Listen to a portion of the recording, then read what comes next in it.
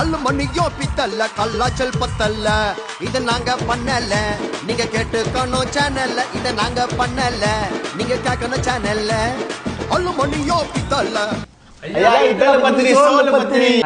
சல்பிலோ நம்ம இதுக்கு முன்னாடி ஒரு சில புலவர்களை பத்தி பார்த்தோம். இன்னைக்கு நம்ம பார்க்க போற புலவர் யாரு? கானா வினோத். கானா வினோத்னா யாரியா? வாட்டர் மெலான தாக்குனவரு, பணப்பெட்டியை தூக்குனவரு. வினோத் எழுதும் பாட்டு அப்பதாண்டா புரியும். எங்க ரோமிராஜ் எழுந்து படிங்க. என்னப்பா அமைதியா நிக்கிற? ஐயா ரோமிராஜ் மைமா தட்டி விட்டுச்சியா. தலையிலையா சொல்றலையாப்பா?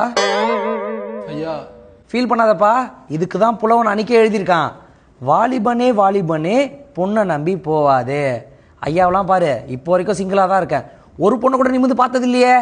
சாந்தி மிஸ். சாந்தியா பாத்தியா? இந்த ஆள் சிங்கிளா. சரி சரி உட்காருங்க, அடுத்த வரி போயிடுவோம். ஒரு குச்சி ஒரு குல்ஃபி. ஐயா நம்ம 4 பேர் இருக்கோம், ஒரு குச்சி ஒரு குல்ஃபி எப்படியா பார்த்தோம்? ஐயோ கரெக்ட் இல்ல. நான் வேணா ஒரு ஃபேமிலி பேக் சொல்லட்டுமா? சூப்பர்யா. தம்பி சைக்கோ சைமன், ஸ்மைலி வில்லியம்ஸ் காஞ்சி சாப்பா வைங்க.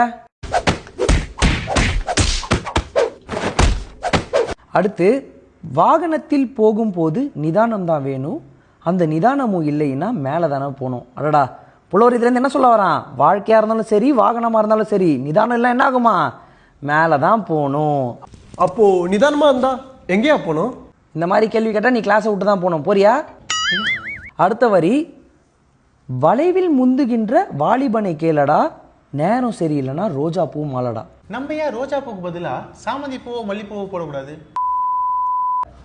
ஐயா பாத்தீங்களா, இப்படி ஒரே வார்த்தையில 2 பொருள் இருக்கவே தான் புலவன் மற்ற பூவெல்லாம் விட்டு ரோஜா பூ மாலைன்னு எழுதியிருக்கான்.